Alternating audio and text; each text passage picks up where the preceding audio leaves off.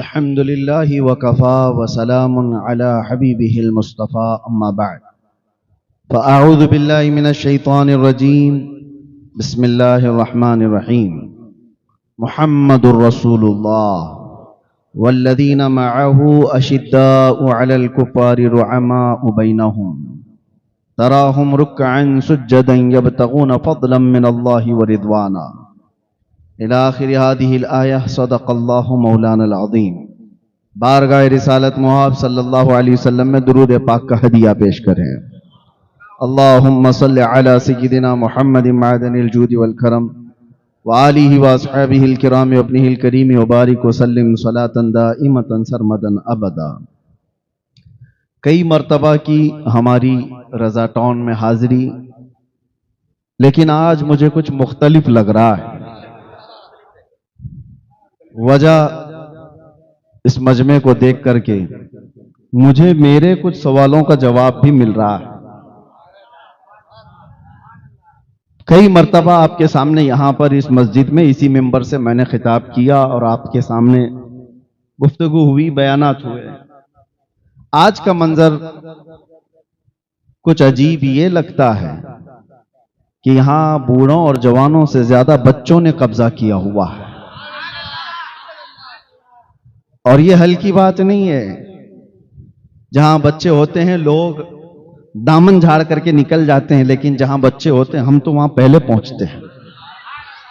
अब एक बात समझ में आ रही है, बच्चों में ये तकरीर सुनने का जज्बा, या आम तौर पर ऐसा होता है कि मौलाना लोगों से बच्चे भागते हैं, दूर होना चाहते हैं, थोड़ा सा डरते हैं।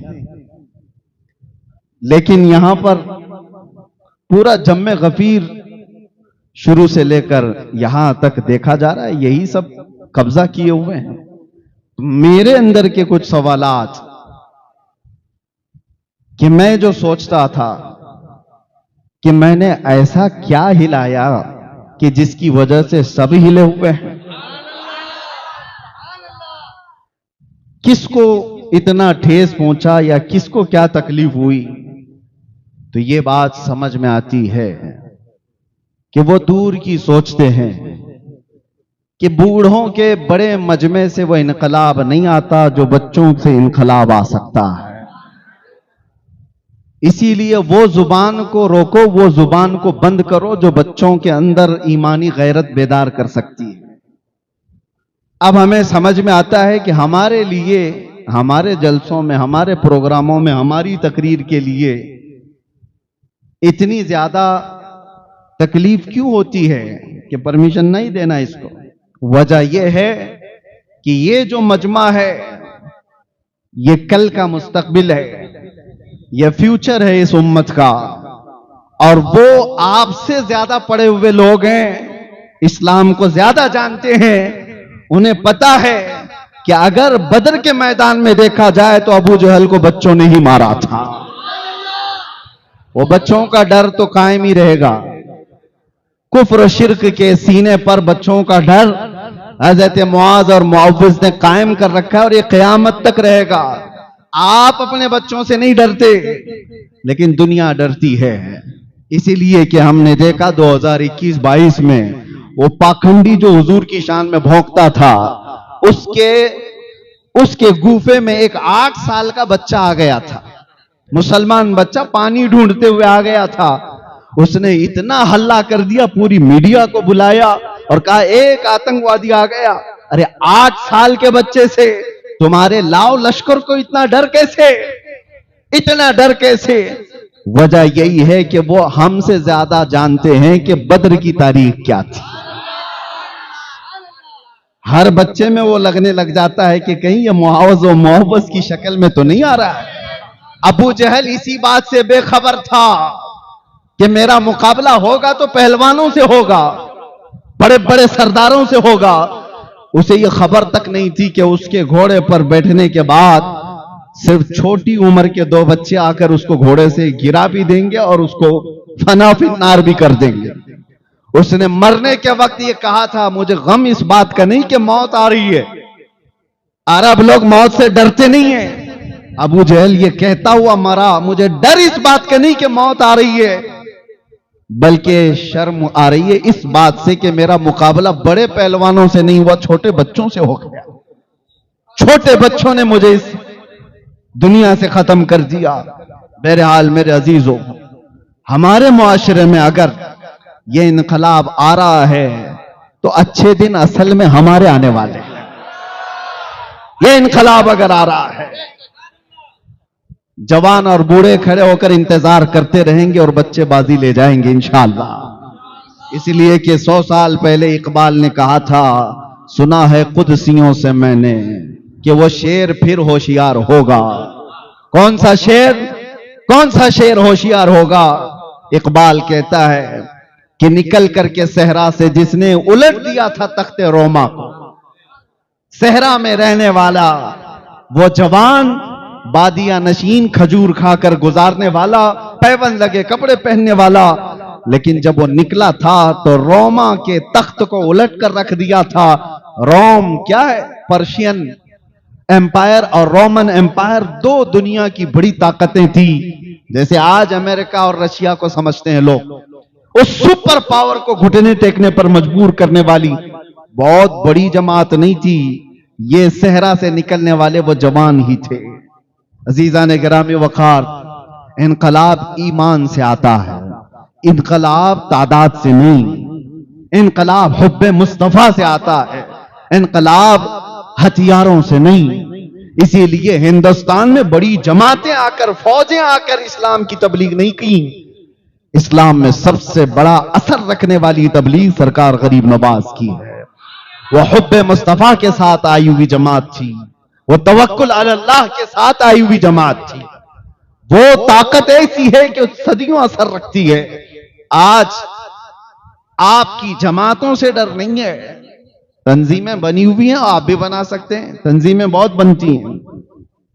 हमने इसीलिए, हमें बड़ी तंजीम वगैरह कुछ बनाने से इसीलिए रोका गया था। मैं बहुत तफसील में नहीं जाऊंगा, इसलिए कि सारी चीजें फिर रिकॉर्ड होती ही रहती हैं। आपको एक बात मैं बताऊं, बड़ी तंजीमों से डर नहीं, बड़ी ताकतों से डर नहीं। दुनिया एक बात से डरती है कि ईमान ना आ जाए किसी का, और वो ईमान जो इनकलाब लाता है वो बहुत अजीम ताकत है मेरे अजीजों। आपको अंदाजा भी नहीं, आपको अंदाजा भी नहीं उस चीज का। आज भी आप देख रहे होंगे, आज भी आप देख रहे होंगे, ईमानी ताकत जहां हो या हुब्बे मुस्तफा पर सरशार कोई हो, दुनिया उसकी तमाम चीजों से खौफ रखती है। इजराइल आज दुनिया का वो नासूर, दुनिया का वो कैंसर, जिसने हर मुल्क की स्टडी कर रखी है कि कहां कौन सी जमातें, कौन सी तहरीकें, कौन सी तंजीमें ज्यादा असर रखती हैं। उनके यहां जो तंजीमों से खौफ नहीं है, उन्होंने कहा है तबलीग करने वाली ये जमातें, उनसे उनको डर नहीं है। उन्होंने कहा ये बेजरर लोग हैं। बेजरर का मतलब किसी को कुछ नहीं कहते, ये तबलीग करने वाले लोग हैं, इनसे किसी को डर नहीं और हमको भी डर नहीं। और डर किससे है? कहते हैं डेंजरस लोग, खौफनाक वो लोग हैं जो पैरों से माजूर भी हों और लब्बैक पुकारते हो, उनका जिस्म सलामत भी ना हो लेकिन हुब्बे मुस्तफा से भरे हुए हों तो उनके लिए मोस्ट डेंजरस। ये क्या है मेरे अजीजों, इस बात को आप समझें। आज अगर बच्चे यहां पर भरे हुए हैं तो मेरा एक पैगाम सुन करके जाएं। अब हमारे जो बच्चे थे, हमारे जो शागिर्द थे, वो अब बच्चों वाले हो गए। उनसे भी मैं कहता हूं, अब मस्जिदों को अकेले मत जाना, इनको लेकर के ही जाया करो। ये मस्जिदें भर दो इन्हीं बच्चों से। जो जंग लगे हुए हैं, अगर वो सुधर गए तो ठीक है, नहीं तो इन पर काम करो, इन पर मेहनत करो। साफ सुथरा दिल रखते हैं और इस साफ सुथरे दिल के अंदर हुब्बे मुस्तफा आज ही भर गया।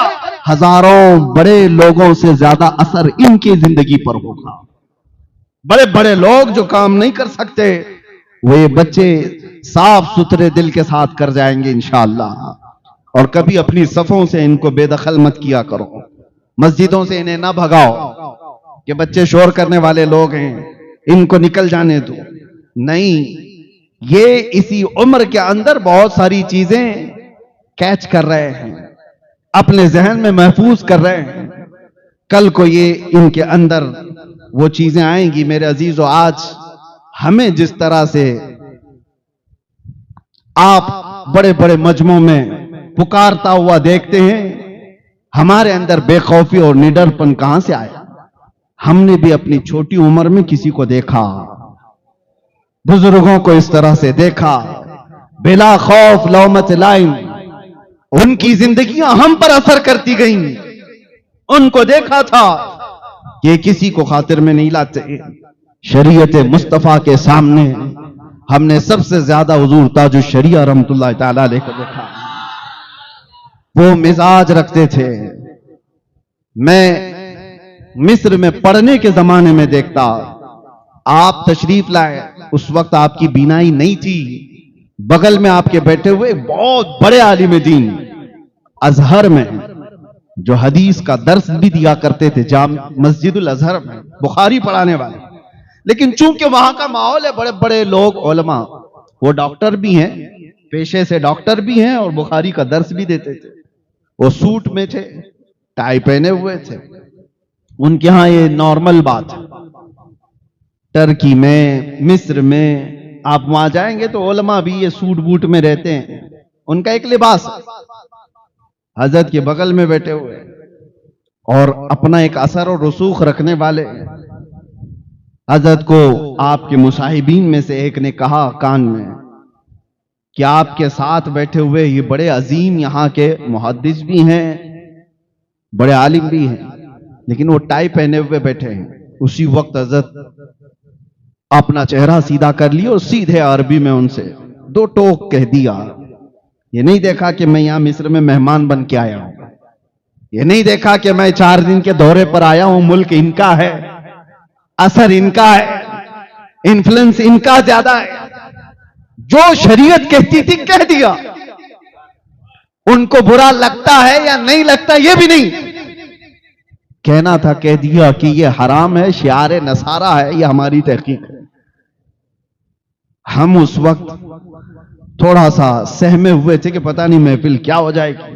वो बिगड़ करके चले गए तो क्या होगा हमारा सबका? हम भी यहां पढ़ने के लिए आए हुए हैं, सारे लोगों का क्या होगा? हजरत को बोलना था, बोल दिए। मेरे अजीजों, ईमान की सच्चाई के साथ जब कोई इस्लाह करता है तो हमने उसका असर देखा। उसी वक्त उन्होंने अपने गले से उठाई निकाली थी, कहा हमारा जो मसला है यहां का उर्फ है, उर्फ है, मशहूर है, सब पहनते हैं, वो सब अपनी जगह पर, लेकिन मैं इसके पहनने पर एक भी दलील नहीं देना चाहता। आपके नजदीक हराम है, मैंने निकाल दी। असर भी देखा। मेरे अजीजों, जब बड़ों को हम इस अंदाज से देखते हैं तो फिर ये ईमानी गैरत भी बेदार होती है, ईमानी हरारत भी हमारे अंदर आती है। ये बच्चे अगर आज हमें देखते हैं तो इंशाअल्लाह अजीज कल को जब ये जवान होंगे तो बुज़दिलों की तरह ची ची बात नहीं करेंगे, आंखों में आंखें डालकर बात करना सीखेंगे।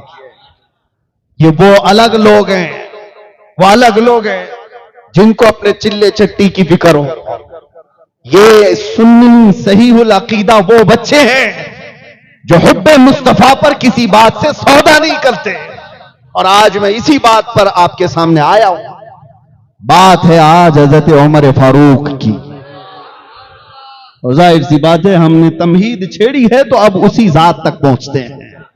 सहाबा में सबसे ज्यादा गैरतमंद सहाबी हजरत उमर इब्न खत्ताब रज़ियल्लाहु ताला। हजरत उमर फारूक रज़ियल्लाहु ताला अन्हु का हाल तो यह था, मेरे आका सल्लल्लाहु ताला अलैहि वसल्लम ने तो यह फरमाया कि हर उम्मत में एक बयान करने वाला होता है जिसकी जुबान अल्लाह ताला को पसंद है, और मेरी उम्मत में वो उमर इब्न खत्ताब है जब हजरत उमर कुछ कहते हैं मशवरे के तौर पर, अल्लाह ताला उसको कुरान की आयत बनाकर नाजिल कर देता है। और जो बातें हजरत उमर की मशवरे के तौर पर है वो मैं आपको बताना चाहता हूं। अक्सर जगह वो गैरत है। गैरत किसको कहते हैं, गैरत किसको कहते हैं वो मैं आपको समझाता हूं। बुज़दिल आदमी और मुनाफिक के अंदर गैरत नहीं होती।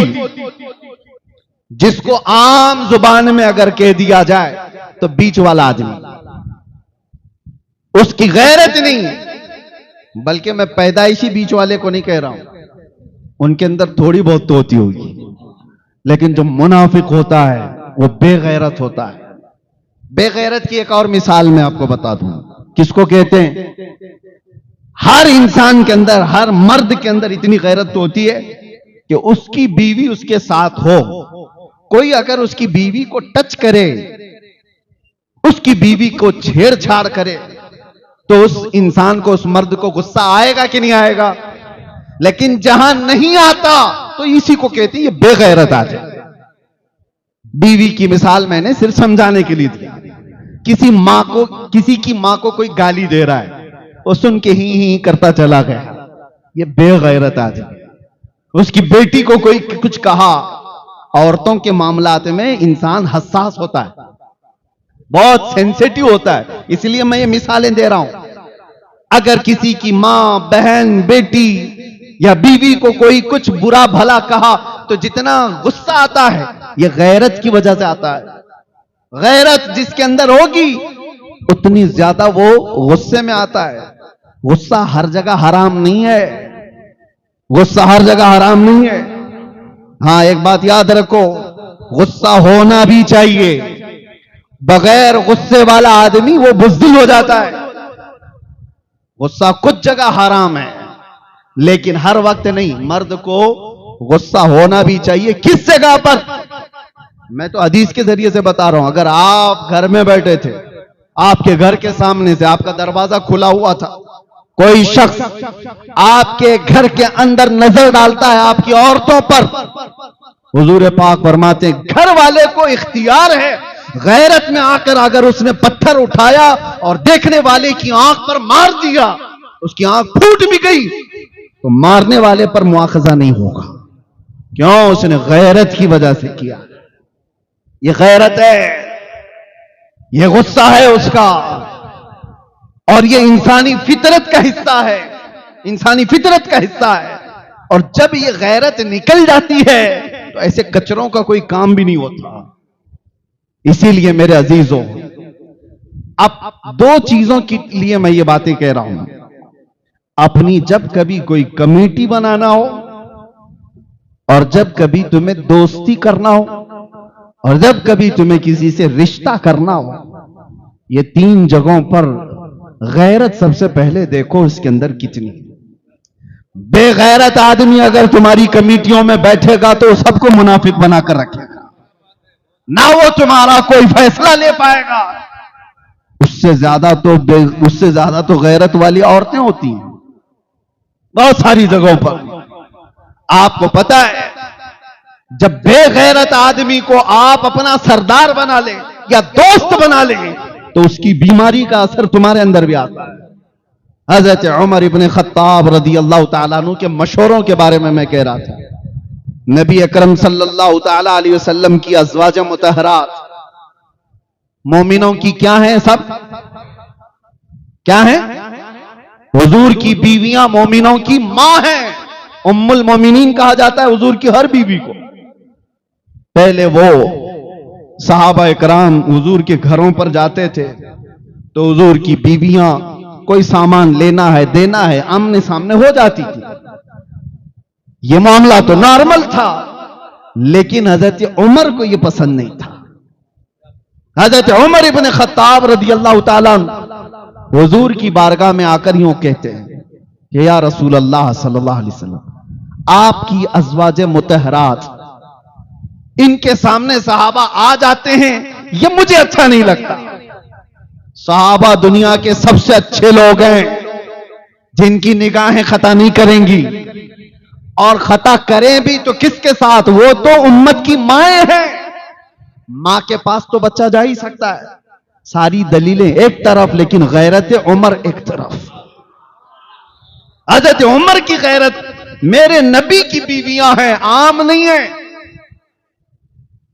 तो यह हजरत उमर ने आकर मशवरतन हुजूर की बारगाह में अर्ज किया। उसी रात को जिब्राइल अमीन आयत लेकर नाजिल हो गए, या निसा अन्नबी लस्तुन्न का अहद मिनन निसा, ऐ नबी की बीवियों तुम आम औरतों की तरह नहीं हो, आम औरतों की तरह नहीं हो।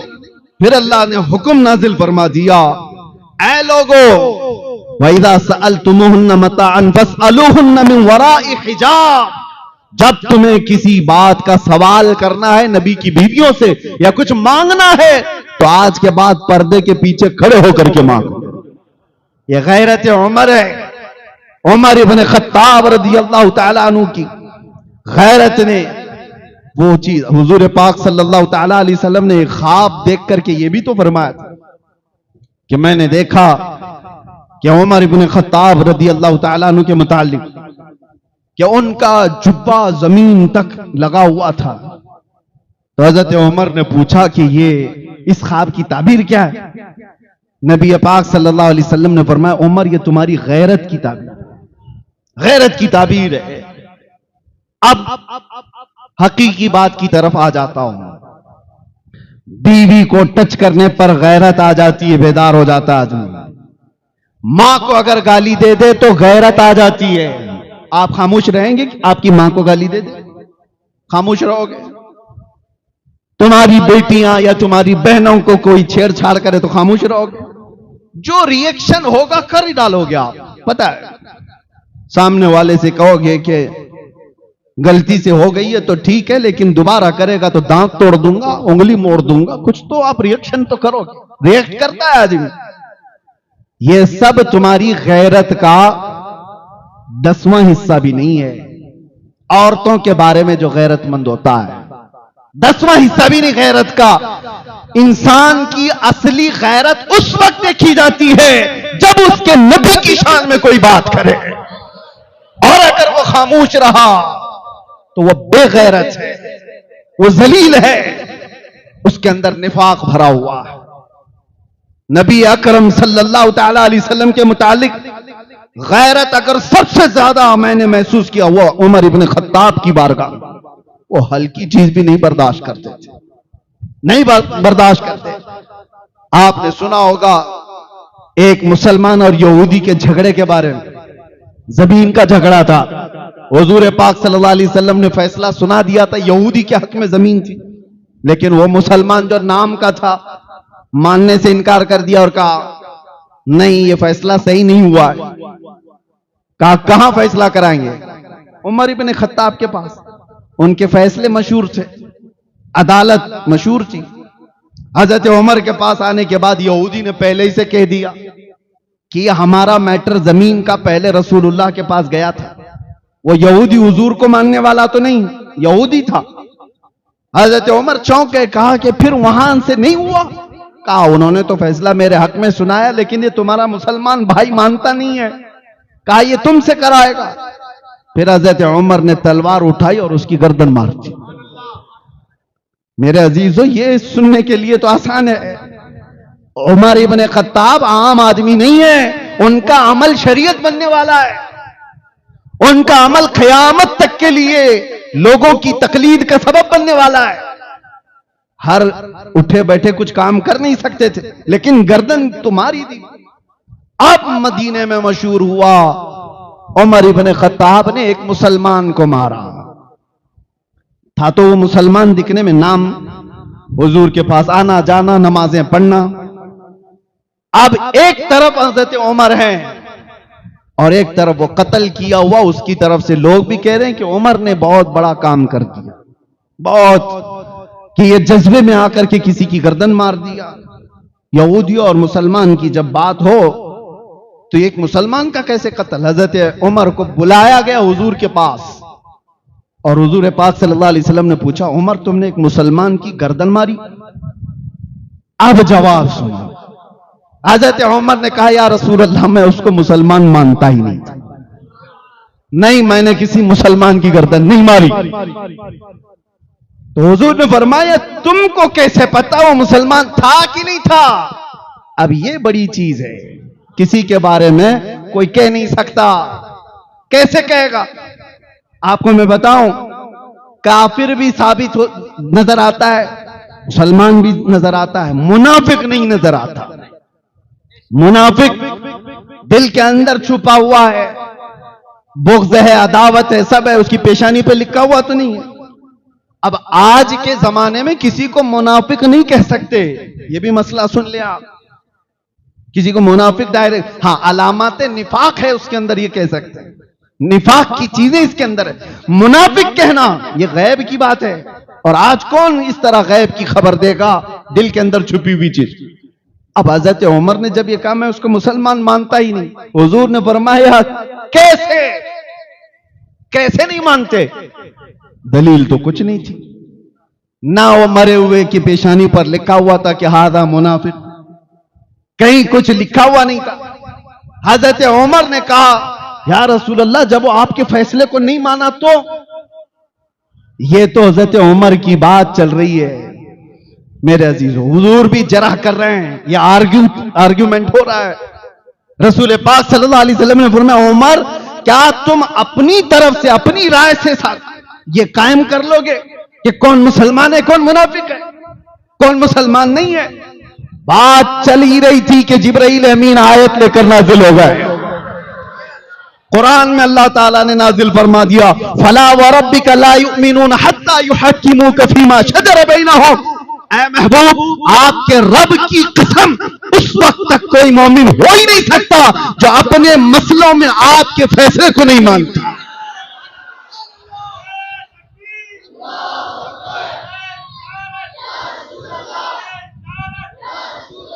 यह हज़रत उमर की गैरत थी, कर दिया जो करना था, लेकिन दलील के लिए कुछ था नहीं कि मरा हुआ मुनाफिक है। लेकिन कोई दलील के लिए साथ में हो या ना हो, मेरा रब हज़रत उमर की गवाही देते हुए कुरान में आयत नाजिल फरमा। कुरान में आयत आके आज भी तिलावत कर रहे हैं, और फिर ये मसला बन गया शरीयत तक के लिए, शरीयत कयामत तक के लिए ये दलील बन गई। अज़ीज़ान गिरामी वखार, ये कौन सी बात है जो हजरत उमर को इतना बड़ा काम करने पर आमादा कर गई? वो हजरत उमर की जलाल, रौब, तमकनत, उनके दबदबे को ही लोग सुने होंगे, लेकिन जितने वो नरम दिल थे, आपको अंदाजा है? बहुत नरम दिल थे, बहुत नरम दिल, इतने कि जब रात को वो मुसल्ले पर रोते थे, उनके आंखों के नीचे पूरे काले हल्के पड़ गए थे। दिल की नरमी इतनी थी। लेकिन दिल की नरमी होने का मतलब यह नहीं है कि हुब्बे मुस्तफा पर भी आदमी नरम हो जाए। आज कुछ लोगों ने यह बात लोगों में मशहूर कर रखी है। सूफी का मतलब होता है नरम रब्बल वाला बॉल, गेंद। उस सूफी का मतलब होता है कुछ नहीं करता हो, अल्लाह अल्लाह करता रहता है, अल्लाह अल्लाह करता रहता है। मेरे अजीजों, वो सूफी कौन सा है जो सिर्फ और सिर्फ सर झुकाए बैठा रहे? दुनिया का सबसे बड़ा सूफी तो करबला के मैदान में था। इमाम हुसैन से बड़ा सूफी कौन है? उनका नाम लेकर के रोटियां तोड़ने वाले, उनके नाम पर अपनी दुकानें चलाने वाले सूफी कहते हैं। और तुम्हें डर आती है, डर लगता है इमाम हुसैन की तरह बात करने के लिए। इनके किरदार हैं यजीदियों के, बात करते हैं हुसैन की। मैं ऐसे सूफियों को नहीं मानता। सूफी वही होगा जो हुब्बे मुस्तफा पर जलाल आए और ईमान वालों के साथ वो दिल के अंदर नरमी रखे। हाँ, सूफी वही है। नरम दिल तो होना ही चाहिए। लोगों ने एक अलग कॉन्सेप्ट बना करके रखा है। सूफी तसव्वुफ का मतलब है दुनिया छोड़ करके रहना, किसी को कुछ नहीं कहना, किसी को कुछ नहीं कहना।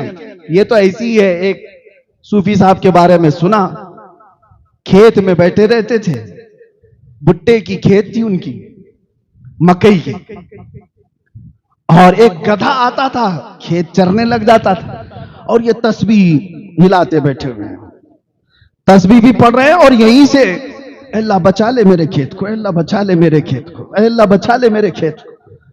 वो गधा है, चर के चला जाता था। कुछ मोहल्ले के जवान थे, ओल्ड डुबली वाले,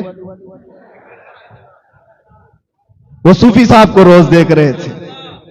कहा ये पीर साहब रोज तस्बीह घुमा रहे हैं और ये गधा चर के चला जाता है।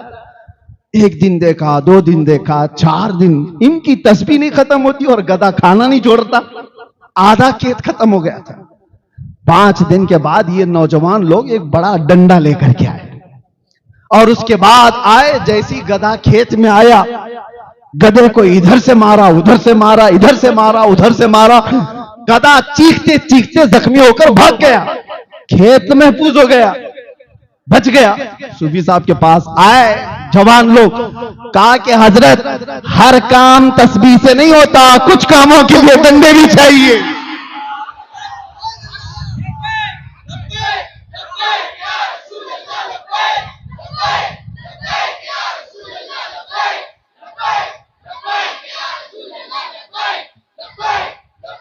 हमारा दीन तस्बीह, तहलील, जिक्र, अज़कार, वज़ाइफ सब है हमारे यहां। यह हमारे दिलों को नरम करने के लिए, हमारे दिलों को पाक करने के लिए। अगर सब कुछ जिक्र, अज़कार, तस्बीह व तहलील से ही होता तो मेरे मुस्तफा ये सहाबा को लेकर मदीने में बैठ जाते, बदर क्यों जाते, उहद क्यों जाते, खंदक क्यों खोदते पेट पर पत्थर बांधकर। अजीज़ान गिरामी वक़ार, ये दीन का मिजाज है, मेरे दीन का मिजाज है। हर काम सिर्फ तस्बीह और तहलील से नहीं, कुछ कामों के लिए तुम्हारी ईमानी गैरत की जरूरत है। अब मैं ये नहीं कहता कि सब डंडे लेकर के निकलो। हां नौजवानों, आपसे मैं ये नहीं कह रहा कि हथियार लेकर के निकलो। ईमानी गैरत तो पैदा करो। तुम्हारे अंदर अगर ईमानी गैरत होगी तो इसका रौब इतना होता है कि कीड़े मकोड़े वैसे ही डरने लगते हैं। बात यह है कि जब शेर शिकार छोड़ देता है तो फिर वो कुत्तों की तरह जीने लग जाता है। उसका कोई रौब नहीं होता, उसका कोई दबदबा नहीं होता। आपको ये नहीं कहा जा रहा है कि शिकार करने लगो, लेकिन अपने अंदर इतनी ईमानी गैरत बाकी रखो, इतनी ईमानी गैरत बाकी रखो कि दुनिया को यह समझ में आए कि इसके साथ जो कुछ भी कर लें, लेकिन इसकी ईमानी गैरत जब बेदार होती है तो यह बहुत बड़ा इनकलाब और एक बहुत बड़ी सुनामी लेके आ सकता है। अजीज़ान गिरामी वक़ार, सैयदना उमर इब्न खत्ताब रज़ियल्लाहु ताला अन्हु की ईमानी गैरत आपको बता रहा हूं। आप 2 चीजों का एक बहुत बड़ा हुक्म दे करके गए। मैं पढ़ रहा था आपकी सीरत में, मुझे बहुत अच्छी चीज लगी। आप फरमाते हैं 2 चीजों से मुझे डर ही नहीं, एक चीज से डर लगता है। उमर इब्न खत्ताब कहा 2 चीजों से बिल्कुल मैं पॉजिटिव हूं, डर नहीं। कहा कौन सी? कहा एक ईमान वाला वो जो अपना ईमान जाहिर करता है, अपना ईमान जाहिर करता है, वो बहुत अच्छा आदमी है, मुझे उससे डर नहीं। और दूसरा वो काफिर जो अपने कुफ्र का इजहार भी करता है, उससे भी डर नहीं। खुला हुआ काफिर है, कह भी रहा है। हज़रत उमर कहते हैं डर उससे लगता है जो जमात में होता है, ईमान दिखाता है और कुफ्र छुपाता है, उससे डर लगता है। और यही उम्मत के लिए सबसे खतरनाक तरीन जमात है। अल्लाह ताला ने इनकी मजम्मत में पहले पारे में 13 आयतें नाजिल फरमाई। ईमान वालों के मुतालिक 5 आयतें, कुफार के लिए 2 आयतें और मुनाफिकीन के लिए 13 आयतें मुसलसल। इससे अंदाजा होता है अब ये मुनाफिकत आती कहां से है? ये बेगैरत आदमियों के अंदर ज्यादा आती है। बेगैरत लोग कौन होते हैं? और उसकी एक और बात आपको भी समझा करके जाता हूं, आजकल के माहौल के एतबार से मेरी ये बात बहुत तवज्जो से सुनना। एक मामला हज़रत उमर इब्न खत्ताब के पास आया। एक शख्स के साथ मामलात करना था, उसके बारे में किसी की गवाही लेनी थी, किसी की गवाही लेनी थी। हज़रत उमर ने लोगों से पूछा मदीने में कोई इसकी गवाही देगा? कि ये आदमी अच्छा है, इससे मामलात कर सकते हैं। तो एक सहाबी खड़े हो गए, कहा कि अमीर अल मोमिनीन, मैं इसकी गवाही देता हूं। अब सुनो, कौन किसकी गवाही दे सकता है? हज़रत उमर ने सबसे पहले उनसे पूछा, तुम इसके अच्छे और सच्चे होने की गवाही दे रहे हो? सबसे पहले यह बताओ, क्या तुम इसके पड़ोसी हो? पड़ोसी जानता है। उन्होंने कहा, नहीं, मैं पड़ोसी तो नहीं हूं। दूसरा सवाल हज़रत उमर ने कहा, बहुत अहम बात कह रहा हूं मैं आपसे, कहा, क्या तुमने कभी इससे कोई लेन देन किया है? उन्होंने कहा, नहीं, लेन देन भी नहीं किया। किसी के बारे में तवज्जो चाहता हूं, लेन देन किया हुआ होगा तो पता चल जाएगा कि कैसा है। तीसरा सवाल हज़रत उमर ने किया, क्या तुमने कभी इसके साथ सफर किया है? उन्होंने कहा, नहीं, मैं सफर भी नहीं किया। तो हज़रत उमर मुस्कुराने लगे, कहा, अच्छा, तुमने इसको मस्जिद में देखा होगा, नमाज रोजा वगैरह में। उन्होंने कहा, हां, मैंने इसको 5 वक्त देखा। हज़रत उमर ने कहा, चुप हो जा, तू इसकी गवाही देने के काबिल ही नहीं। इसकी नमाज, इसके रोजे, इसकी ज़कात देखा तो हूं। हज़रत उमर ने कहा, तू इसकी गवाही देने के काबिल नहीं है। जिसको सिर्फ मस्जिदों में देखे हो, उसकी अच्छाई की गवाही नहीं।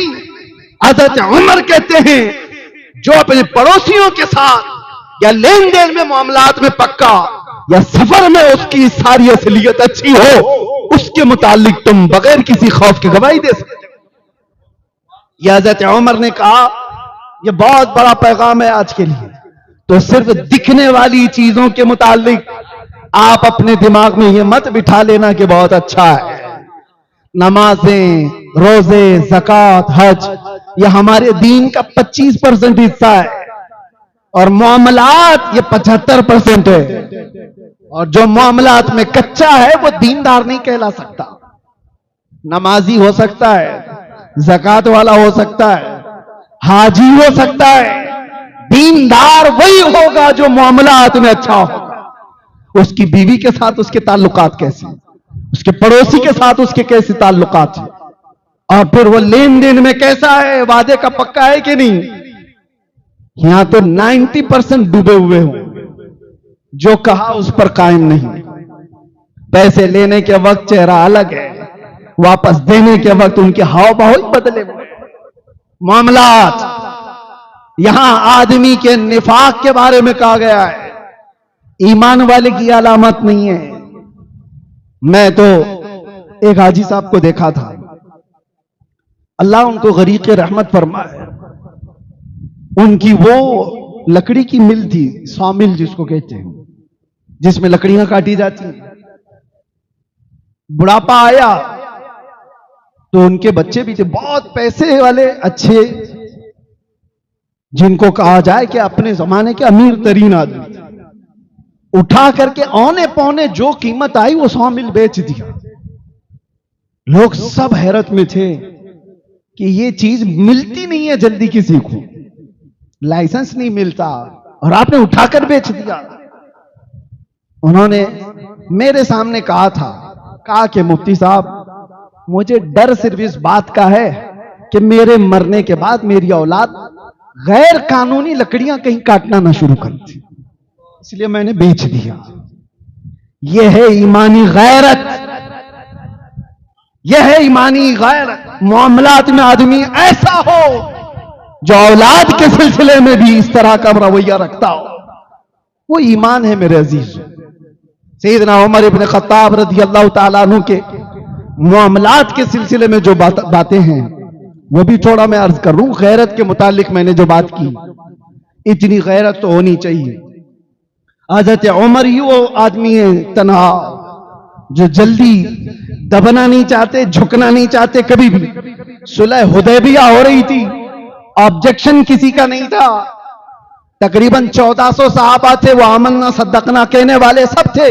हुजूर ने जो फरमाया वो आखिरी बात है, लेकिन 1400 सहाबा में उमर इब्न खत्ताब भी थे। हुजूर पाक सल्लल्लाहु अलैहि वसल्लम डील कर रहे हैं, एग्रीमेंट कर रहे हैं मक्का के काफिरों के साथ। क्योंकि हालात ऐसे थे। मक्का वालों ने रसूलुल्लाह को और सहाबा को मक्का से 35 किलोमीटर दूर रोक दिया था कि आप उम्रा नहीं कर सकते, एहराम उतार करके वापस चले जाओ मदीने, अपने जानवरों को यहीं ज़बह कर दो और अगले साल आना बगैर हथियार के। एग्रीमेंट में क्या क्या लिखाया जा रहा है कि तुम्हारे और हमारे दरमियान इन इन शर्तों पर एक सुलह होगी तो हम आपको जाने देंगे, वरना जंग होगी। हुजूर ने फरमाया जंग नहीं करना है, सुलह करना। अब यहां पर एक ही शख्स है हजरत उमर, वो कहते हैं जंग क्यों नहीं कर सकते, इन कुत्तों से दबेंगे क्यों, डरेंगे क्यों? या रसूल अल्लाह, बदर में तो हम थे, उहद में भी थे, हम खंदक में भी थे, ये सब जंगे हम देखे हैं और इनको भी हम अच्छी तरह से देखे हुए हैं, निमटा देंगे, जो होगा देखा जाएगा। हजरत उमर की गैरत थी, वो कह रहे थे कि इनसे दब करके क्यों रसूलुल्लाह सुलह करेंगे, मगर वो मेरे नबी की नजर थी, वो अल्लाह की तरफ से वही की हुई नजर थी। आप फरमा रहे थे उमर, मैं जो देख रहा हूं वो तुम नहीं देख सकते।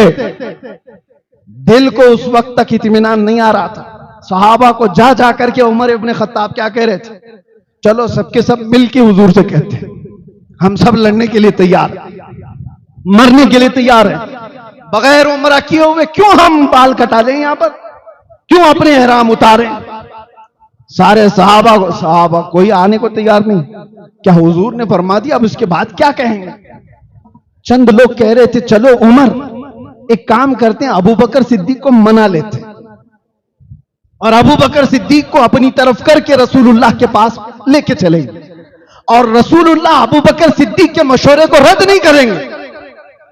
तो ये सोच करके हजरत उमर गए अबू बकर सिद्दीक के पास और सुनाने लग गए कि अबू बकर, आप देख नहीं रहे ऐसी ऐसी सुलह हो रही है कि मदीने से कोई आएगा मक्का भाग करके तो ये वापस नहीं करेंगे, और मक्का से कोई हमारे पास आया तो हमें वापस करना पड़ेगा। बहुत सारी ऐसी दबी हुई शर्तें थी, उम्रा नहीं करने देंगे इस साल, और अगले साल आए भी तो बगैर किसी हथियार के आएंगे, हिफाजत के लिए भी कुछ नहीं रखेंगे। ये सब क्या बातें हैं। अबू बकर, चलो हम चल करके कहते हैं हुजूर की बारगाह में कि हम लड़ने के लिए तैयार हैं, जंग करेंगे, उसके बाद उम्रा भी करेंगे। हजरत उमर को जो जो बोलना था बोल गए। ये गैरत की बात थी, ये गैरत है, और जहां सदाकत कमाल पर होगी वो सिद्दीक अकबर की थी। गैरत अलग मामलात कराती है, ये क्या है, क्विक मामलात, अभी देखा अभी मार दूंगा। और एक है तवक्कुल और सदाकत की जात। सिद्दीक अकबर ने उमर इब्ने खत्ताब के कंधों को पकड़ा और झिझोड़ करके हिला दिया, और क्या सख्त जुमले कहे थे जानते हो। उस दिन बड़े सख्त जुमले कहा था, इल्ज़म गर्ज़क या उमर, कहा ऐ उमर जुबान संभाल करके बात कर, वो रसूलुल्लाह का फैसला है, वो रसूलुल्लाह का फैसला है। वो तो कह रहे एहराम उतार कर वापस मदीने चले जाओ, कसम रब्बे जुल जलाल की हमारा ईमान ये है, मुस्तफा कहते गर्दन उतार कर मदीने जाओ तो भी उतार कर जाएंगे।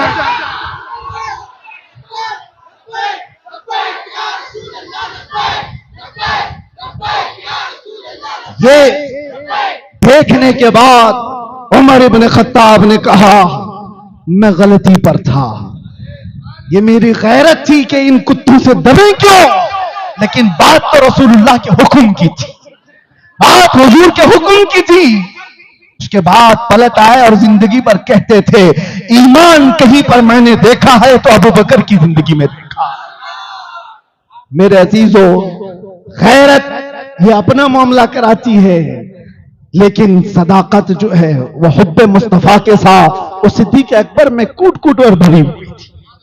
यही बात है कि हजरत उमर इब्ने खत्ताब रज़ी अल्लाह ताला अन्हु ने जीना ऐसे सिखाया है। और गैरत की जहां जहां मिसालें मिलेंगी, मैं फख्र से सीना चौड़ा होता है। जवानों, अगर पढ़ना है तो उमर इब्ने खत्ताब को पढ़ो, बीमारियां खत्म हो जाएंगी बुज़दिली की। जो डर सहम के साथ जीते हो, उमर इब्ने खत्ताब को पढ़ो। मुझे एक बात याद आती है, एक नौजवान वो ईमान कबूल किया हुआ अभी चंद सालों पहले, और उसने आकर मुझसे कहा कि मैं दाखिले इस्लाम हुआ हूं, मुझे नाम रखना है। तो मैंने कहा आपको क्या नाम पसंद है? उस नए मुसलमान ने कहा मैं उमर नाम रखना चाहता हूं। कहा वजह क्या है इसकी? बहुत सारे नाम हैं। कहा इसलिए कि अब मेरी जिंदगी जो शुरू हो रही है वो स्ट्रगल लाइफ है। पीछे सारे लोग दुश्मनी करेंगे, मार भी सकते हैं, कुछ भी कर सकते हैं, और इन हालात में मैं ये नाम इसलिए रखना चाहता हूं ताकि ये नाम इतना असर करे कि मैं उनके मुकाबले में बुज़दिल ना बनूं, दबा हुआ ना रहूं।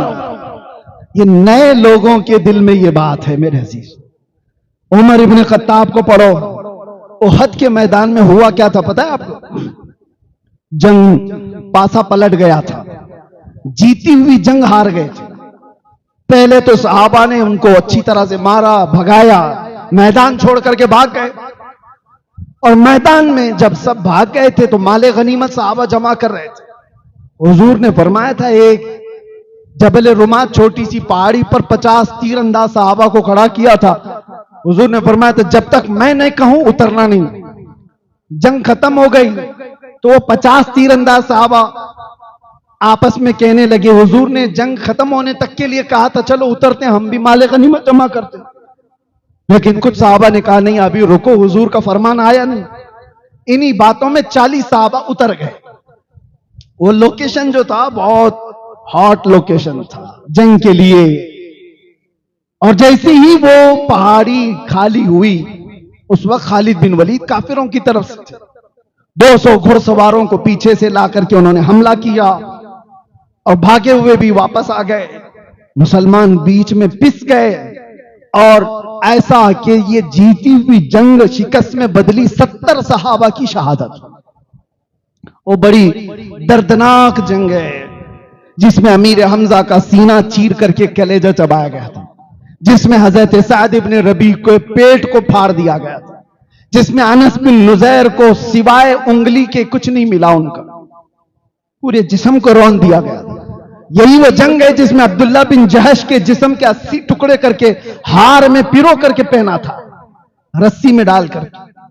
जंग बड़ी सख्त थी। यही वो जंग है जिसमें हुजूर पाक सल्लल्लाहु अलैहि वसल्लम के 2 दांत मुबारक भी शहीद हुए। ऐसे हालात थे। अब सुनिए जो बात मैं कहने जा रहा हूं। बात तो ये थी, इसी बात ने हमारे हौसलों को जवान कर रखा है। उहद के मैदान में नुकसान तो बहुत था। हुजूर पाक सल्लल्लाहु अलैहि वसल्लम को सहाबा लेकर के उहद पहाड़ के अंदर एक छोटा सा गारनुमा हिस्सा था, वहां पर पहुंच गए। अब जब वो आराम करने लगे तो इधर अफवाह मशहूर हो गई कि रसूलुल्लाह का कत्ल हो गया। मुआज़ल्लाह, काफिरों में यह अफवाह फैला दी गई कि मोहम्मद सल्लल्लाहु अलैहि वसल्लम, अबू बकर और उमर का इंतकाल हो गया, उनका कत्ल हो चुका। कुफार और मुशरिकीन जोश में भरे हुए थे। और उस वक्त जब ये लोग नारा लगाने लगे कि मोहम्मद का कत्ल हो गया, अबू बकर का कत्ल हो गया, उमर का कत्ल हो गया, जब यह अफवाह फैली हुई थी, उस वक्त रसूलुल्लाह सल्लल्लाहु अलैहि वसल्लम जख्मी हालत में थे और उहद के उस कोह में, खो में जो छोटा सा एक गारनुमा था, बैठे हुए थे, सुन रहे थे। उस वक्त उनकी बातों को सुन करके, सूफियों सुनो, सूफी कौन होता है? ये नहीं कहा कि कह लेने दो, छोड़ो, देखा जाएगा बाद में। हुजूर ने उनकी बातें सुनी, उसी वक्त कहा उमर कहां है? हजरत उमर फौरन पीछे से आए, कहा या रसूल अल्लाह लब्बैक हाजिर हूं। हुजूर ने फरमाया उमर जवाब दो उनका, वो मैदान में जो बक रहे हैं उसका जवाब दो। जवाब देना भी सुन्नत मुस्तफा है, इसलिए हम जवाब देते हैं। हजरत उमर ने जवाब भी क्या दिया वो सुनो। जब वो कह रहे थे मोहम्मद का, अबू बकर का, उमर का कत्ल हो चुका, मुआज़ल्लाह रब्बिल आलमीन, तब हजरत उमर ने पुकार कर कहा, अबू सुफियान, फला बिन फला, जिनके नाम लेने थे, कहा सुनो, मोहम्मद सल्लल्लाहु अलैहि वसल्लम भी जिंदा हैं, अबू बकर भी जिंदा हैं, उमर भी जिंदा हैं, और तुम्हारी आंखों में गड़ते रहेंगे, तुम्हारे दिलों पर चुभते रहेंगे। वो शौक में रह गए कि ये लोग जिंदा हैं। तो उसके बाद फिर नारा लगने लगा उधर से, का हुबुल, उनके एक बुत का नाम था, उनके खुदा का नाम था हुबुल। उसको नारा लगाते हुए कहने लगे, जय हो, जिंदा हो, जिंदाबाद के नारे, कि हमारे खुदा की जिंदाबाद या जय हो, उसकी वजह से हम जीते हैं। तो हजरत उमर रज़ी अल्लाह ताला अन्हु ने जवाब में कहा, अल्लाहु अकबर, अल्लाहु अकबर, अल्लाह सबसे बड़ा है, अल्लाह सबसे बड़ा है। फिर उधर से सवाल, एक और नारा लगा, नारे का जवाब भी देना जरूरी है। हाँ, ये जालिम काफिरों ने जब कहा, लना उस्सा वला उस्सा लकुम, उस्सा भी उनके एक खुदा का नाम था। उन्होंने कहा, सुनो उमर, हमारे पास तो उज्जा है जिसने हमें यहां इज्जत दी, तुम्हारे पास उज्जा नहीं है। हज़रत उमर ने क्या कहा, जवाब में कहा, अल्लाहु मौलाना वला मौला लकुम, अल्लाह हमारा मौला है, तुम्हारे पास कुछ नहीं। ये जवाब सुनो, ये गैरत है, जख्मी है, 70 शहीद हो चुके। अब उधर से सवाल, एक और नारा लगा, तवज्जो, एक और नारा लगा। अबू सुफियान ने कहा, उमर हिसाब बराबर हो गया, बदर में हमारे 70 तुमने मारे थे, उहद में 70 तुम्हारे हमने मारे, हिसाब बराबर। हजरत उमर ने चीख करके कहा, अबू सुफियान कान खोलकर सुन ले, कोई हिसाब बराबर नहीं, वजह यह है तुम्हारे 70 जहन्नम में, हमारे 70 जन्नत में।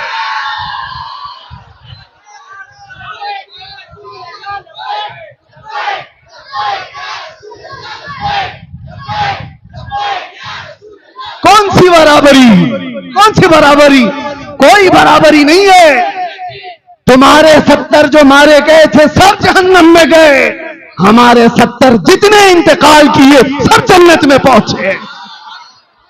ये हजरत उमर की तारीख पढ़ने के बाद फिर अगर हमसे कोई कहे चुप रहो मौलाना, तो हम कहते तू उमर वाला नहीं है, हो सकता है तू खटमल है, उमर वाला होगा, जवाब तो देगा।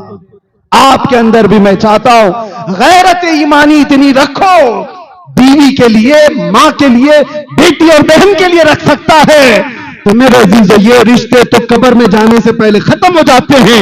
उस रिश्ते के लिए कितनी गैरत होनी चाहिए जो कब्र में भी साथ दे और हशर में भी साथ, जो हमारी शफाअत करने वाला हो, जो कब्र में आने के बाद नकीरैन को हमारे सवालात जवाबात के लिए आसानी करने वाला हो। अरे जो मुस्तफा मैदान क़यामत में ये बयान करते हो कि तुम मैदान क़यामत में मुझे देखना, मेरी कैफियत ये होगी, मेरे एक कंधे पर चादर होगी जो खसक करके गिर रही होगी, और मैं अपने एक हाथ से चादर संभाल रहा होगा और दूसरे हाथ से अपनी उम्मती को पकड़कर जन्नत में ले जा रहा होगा। जो न भूला हम गरीबों को रजा, याद उसकी अपनी आदत कीजिए। उनके लिए कितनी गैरत होनी चाहिए, उस मुस्तफा के लिए कितनी गैरत होनी चाहिए। अब आखिरी बात अर्ज करूं, हजरत उमर का कोई जिक्र खत्म होने वाला नहीं, लेकिन ये दवा है, मैं दवा दे करके जा रहा हूं। जाहिर सी बात है, आपको भी ये नुस्खा देता हूं, हजरत मुफ्ती शकील साहब से भी कहूंगा, जब कभी आप फुसफुसापन देखें तो स्प्रे मारें और हजरत उमर का नाम जाप करें, इंशाअल्लाह लजीज ये पिलपिलापन खत्म होगा। अगर बेगैरत नहीं है तो, मुनाफिक नहीं है तो, ईमान वाला इन बातों को सुनता है, उसके ईमान में इजाफा होता है। बेगैरत सुनेगा तो उसको क्या मतलब है, उसका कोई लेना देना नहीं। एक बात जो अर्ज कर रहा हूं, अब ये भी गैरत और कैसे यकीन की बात है। हुजूर बैठे हुए हैं, साहबा को कब्र के हालात सुना रहे हैं। मरने के बाद मैयत कब्र में जाएगी, दो फरिश्ते आएंगे, नीली आंखों वाले, काले चेहरे वाले, मुनकर नकीर, और सख्त तरीन सवालात करेंगे। तुम्हारा रब कौन है, तुम्हारा दीन क्या है, ये सवालात कर रहे होंगे। और हुजूर पाक सल्लल्लाहु अलैहि वसल्लम को दिखाकर पूछेंगे इनके बारे में क्या कहता है। सबको पता है, जब रसूल करीम सल्लल्लाहु अलैहि वसल्लम ये बता रहे थे तो रिक्कत तारी थी सबके ऊपर, दिल कांप रहा था, आंखें रो रही थी। अचानक रसूलुल्लाह सल्लल्लाहु अलैहि वसल्लम ने उमर इब्न खत्ताब से पूछा, ऐ उमर, तुम जब कब्र में जाओगे, ये फरिश्ते आएंगे तो क्या जवाब दोगे? सवालात जवाब सबके होंगे, तुम क्या जवाब दोगे? हज़रत उमर ने जवाबात नहीं दिए कि क्या देना है, पहले ये पूछा, या रसूल अल्लाह, पहले आप ये बताएं, आज जो मैं आपसे मोहब्बत करता हूं, क्या मेरे मरने के बाद कब्र में भी ये मोहब्बत बाकी रहेगी? आप हैं कि नहीं है? आप रहेंगे कि नहीं? आप दिल में हैं। हुजूर ने फरमाया, उमर, दुनिया की मोहब्बतें मौत के बाद खत्म कर दी जाती हैं, मुझसे जो मोहब्बत करता है वो मैदान क़यामत तक बाकी है, जन्नत तक बाकी रहने वाली है, कब्र में भी रहेगी, हशर में भी मोहब्बत रहेगी। हजरत उमर खड़े हो गए, वज्द करते हुए कहा, या रसूल अल्लाह, फिर ये मुझ पर छोड़ दे, नकीरैन को मैं खुद निपट लूंगा। आप हैं तो फिर डर किस बात का? आपकी मोहब्बत अगर साथ है, मुनकर नकीर को क्या जवाब देना है वो मैं देख लूंगा। मेरे अजीजों, ये तवक्कुल, ये यकीन, ये बेखौफी कहीं से आती है, वो उमर इब्न खत्ताब की जिंदगी से सीखने मिलता है। इसीलिए मेरे अजीजों, अब जहां से जिसको जैसे गुजारना है, हम भी तैयार खड़े हैं इस बात को सोच करके, या रसूल अल्लाह, कुल्लु मुसीबतिन बादका जुललन, आप अगर हैं तो हर मुसीबत छोटी है। मेरा नारा यही है, या रसूल अल्लाह, हर सितम, हर मुसीबत गवारा है, एक बार तुम कह दो कि तू हमारा है। लब्बैक या रसूल अल्लाह, लब्बैक या रसूल अल्लाह।